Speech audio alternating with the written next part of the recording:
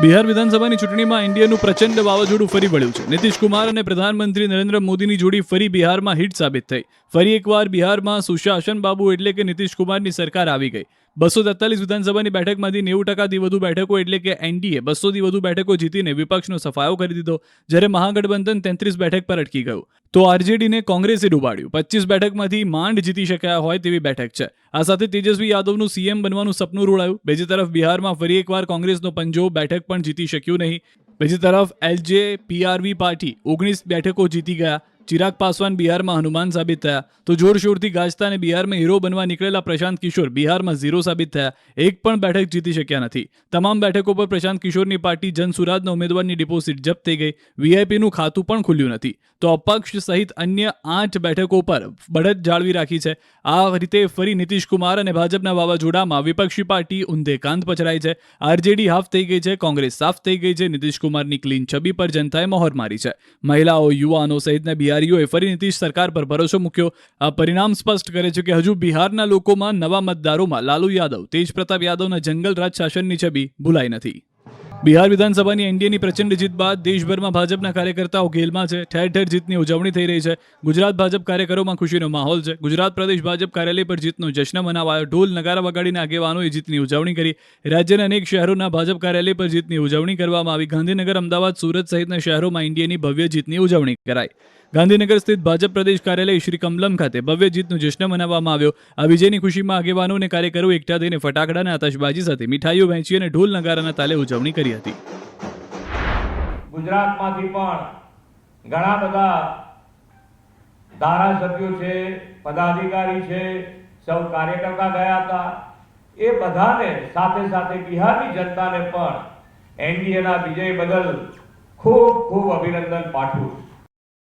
નર્મદામાં આદિવાસીના ભગવાન બિરસા મુંડાની 150મી જન્મ જયંતિની આવતીકાલે ભવ્ય ઉજવણી કરવામાં આવશે. કાર્યક્રમના ભાગરૂપે તડામાર તૈયારીઓ ચાલી રહી છે. તો જન્મ જયંતિના ઉજવણીના કાર્યક્રમમાં પ્રધાનમંત્રી નરેન્દ્ર મોદી આદિવાસી વિસ્તાર નર્મદા જિલ્લાના ડેડિયાપાડામાં આવી રહ્યા છે. પીએમ મોદી પ્રધાનમંત્રી બન્યા પછી પહેલીવાર ડેડિયાપાડા આવી રહ્યા છે. માર્કેટિંગ યાર્ડમાં ઉભા કરવામાં આવેલા વિશાળ ડોમમાં તેઓ આદિવાસીઓની સભાને સંબોધન કરશે. પીએમના આગમનને લઈ લોકોમાં ઉત્સાહ જોવા મળી રહ્યો છે. પીએમના સ્વાગત માટે અત્યારથી લોકો એટલા આતુર છે કે વારલી ચિત્રોથી ઘરો રંગી રહ્યા છે. તો આવતીકાલે આદિવાસીઓના કુળદેવી દેવમોગરા માતાજીના મંદિરમાં પ્રધાનમંત્રી દર્શન કરવા માટે પણ જવાના છે.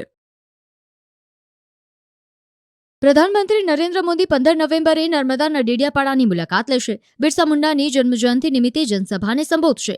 આ પહેલા તેઓ દેવમોગરા મંદિરે દર્શન કરશે, જ્યાં વર્ષ 2003માં તેમને દેશના સર્વોચ્ચ નેતા બનવાના આશીર્વાદ મળ્યા હતા. જંગલમાં આવેલું દેવમોગરાનું મંદિર વધુ ભવ્ય બન્યું છે. અહીં હવે 24 કલાક વીજળીની સુવિધા છે અને તે પ્રવાસન સ્થળ તરીકે વિકસ્યું છે. આ દેવીનું મંદિર ગુજરાત રાજ્યના રાજપીપળા શહેર નજીક એક પર્વત પર છે. મંદિર 7 પેઢીઓનું સર્જન કર્યું હોવાનું કહેવાય છે. જ્યારે તે સમયે ઉચ્ચ પુરોહિત દેવમોગરાના દર્શન જોયા હતા. દેવમોગરા ધામ ખાતે દર્શન માટે આવતા માઈ ભક્તો રાજપાઠા વિના દેવના દર્શન કરી ધન્યતા અનુભવે છે. 2003 में जब कन्या केळवणी मंडल की बात पांव रखा था, मोदी साहब ने मुख्यमंत्री थे तब यह मंदिर पे आए थे और आज दोबारा आ रहे हैं. हमारा खुशी की बात है. आज वो प्रधानमंत्री बने, उसके बाद जैसा उन्होंने इच्छा की थी कि हमारे आदिवासी समाज में डेवलपिंग हो, वैसा सब डेवलपिंग यहाँ पे हुआ. हमारे प्रधानमंत्री जी हमारी कुलदेवी का दर्शन करने के लिए आ रहे हैं. ये पूरा इस विस्तार है, ये ट्राइबल बेल्ट है. यहाँ हमारे लोग ये माता जी के साथ और प्रकृति की पूजा के साथ जुड़े हुए लोग हैं. આદિવાસી સમાજના ભગવાન બિરસા મુંડાની જન્મ જયંતિના ઉજવણીના કાર્યક્રમને લઈ તડામાર તૈયારીઓ ચાલી રહી છે. ત્યારે આ કાર્યક્રમનું આમંત્રણ આપવા ગઈકાલે રાત્રે નાયબ મુખ્યમંત્રી હર્ષ સંઘવી ગરુડેશ્વરના ઇન્દ્રવર્ણા ગામે પહોંચ્યા હતા. હર્ષ સંઘવીએ ગામના લોકો સાથે ખાટલા બેઠક કરી હતી. નાયબ મુખ્યમંત્રી સંઘવીએ ગામ લોકોને કહ્યું કે ભગવાન બિરસા મુંડાની જન્મ જયંતિનો આવો મોટો ઉત્સવ આ અગાઉ ક્યારેય ઉજવાયો નથી. વડાપ્રધાન નરેન્દ્ર મોદીના પ્રયાસોથી આ શક્ય બન્યું છે.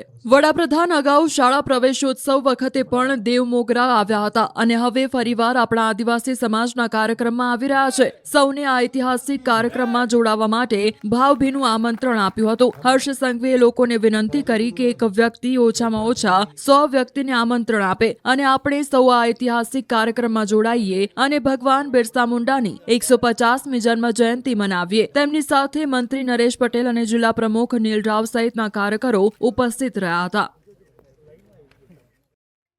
જામનગર જિલ્લાના ધ્રોલ શહેરના મોરબીનાકા વિસ્તારમાં થયેલ ચોરીનો ભેદ ઉકેલાયો. પોલીસે ચોરી કરનાર બંને શખ્સોને ઝડપી પાડ્યા. 2 દિવસ પહેલા રહેણાંક મકાનમાંથી સોના ચાંદીના દાગીનાની ચોરી થઈ હતી. આ ચોરી થયાની ઘટના બાદ ધ્રોલ પોલીસ મથકમાં FIR નોંધાઈ. પોલીસે સીસીટીવી ફૂટેજ તેમજ ટેકનિકલ સર્વેલન્સના આધારે તપાસ હાથ ધરી. પોલીસે શખ્સોને ઝડપી બંને પાસેથી સોના ચાંદીના દાગીના સહિત કુલ પોણા 2 લાખનો મુદ્દામાલ કબજે કર્યો. અમદાવાદના ફતેહવાડી વિસ્તારમાં આવેલા નૂર મોહમ્મદ પાર્ક નજીક 2 જૂથો વચ્ચે મોડી રાત્રે અથડામણની ઘટના સામે આવી, જેના પગલે વિસ્તારમાં થોડા સમય માટે તંગદિલીનો માહોલ સર્જાયો હતો. માહિતી મુજબ એક યુવતી સાથે છેડતીની કથિત ઘટના અને અગાઉના ઝઘડાના કારણે બંને જૂથો સામસામે આવી ગયા હતા અને પથ્થરમારો તેમજ લાકડીઓથી એકબીજા પર હુમલો કર્યો હતો. છૂટા પથ્થરોના ઘા માર્યા હતા અને જેથી આ વિસ્તારમાં નાસભાગ મચી ગઈ હતી. ઘટનાના પગલે લોકોમાં ગુસ્સો ભડક્યો, જેના કારણે હિંસક લોકો સામે આવી ગયા. કેટલાક વ્યક્તિઓએ હિંસા દરમિયાન લાકડીઓનો ઉપયોગ કર્યો તો ઘટનાની જાણ થતાં જ વેજલપુર પોલીસની ટીમો તાત્કાલિક ઘટના સ્થળે દોડી ગઈ હતી અને પરિસ્થિતિને કાબૂમાં લીધી હતી. કચ્છના ભુજમાંથી સોશિયલ મીડિયામાં નકલી આઈડી બનાવી એક કા ડબલ અને સસ્તું સોનાની લાલચ આપતી ગેંગનો પર્દાફાશ થયો. LCB પશ્ચિમ કચ્છ ભુજની ટીમે ઓપરેશન ચલાવી કૌભાંડનો પર્દાફાશ કર્યો. પોલીસે કુલ 14,98,400 રૂપિયાના મુદ્દામાલ સાથે એક આરોપી અઝરુદ્દીન કાસમશા શેખની ધરપકડ કરી છે, જ્યારે ફરાર થયેલા 4 અન્ય આરોપીઓની શોધખોળ શરૂ કરાઈ. આરોપીઓ પાસેથી 99,30,000ની સાચી ખોટી નોટોના બંડલો મળી આવ્યા. સાથે જ 12,70,000ની કિંમતનું સોનાનું બિસ્કિટ મળી આવ્યું. 9 મોબાઈલ અને 18 સિમ કાર્ડ સહિતનો મુદ્દામાલ જપ્ત કરી ભુજ પોલીસે ગુનો નોંધીને આગળની કાર્યવાહી હાથ ધરી છે. નકલી આઈડી બનાવી ફેક વિડીયો દ્વારા લોકો સાથે છેતરપિંડી કરતા હતા. આ ગેંગ સોશિયલ મીડિયા પર ફેસબુક, ઇન્સ્ટાગ્રામ અને વોટ્સએપ મારફતે લાલચભર્યા વિડીયો બનાવી લોકો પાસેથી નાણાં પડાવતી હતી. અમરેલી જિલ્લામાં સાવરકુંડલા તાલુકાના કૃષ્ણગઢ ગામના ઉદ્યોગપતિ ડોક્ટર સંજય મુંજપરા 25 કરોડના ખર્ચે પોતાની જન્મભૂમિ કૃષ્ણગઢ ગામની કાયાપલટ કરશે. ગામમાં થનાર વિવિધ કાર્યના આજે રાજ્યપાલના હસ્તે ભૂમિપૂજન અને ખાતમુહૂર્ત કરવામાં આવ્યું. આ ગામની વસ્તી આશરે 2,000 જેટલી છે, જેમાંથી અડધા ભાગની વસ્તી રોજગારી અર્થે સુરત અને અમદાવાદ જેવા શહેરોમાં સ્થાયી થયેલી છે. ગામમાં રાજ્યપાલ દેવવ્રત આચાર્યના હસ્તે કૃષ્ણગઢ ગામની આંતરમાળખાકીય સુવિધાઓનો ભૂમિપૂજન સમારોહ યોજાયો અને ગામની તમામ આંતરમાળખાકીય સુવિધાઓનું કામ નવેમ્બર 2028 સુધીમાં પૂરી કરી દેવાનું લક્ષ્યાંક છે.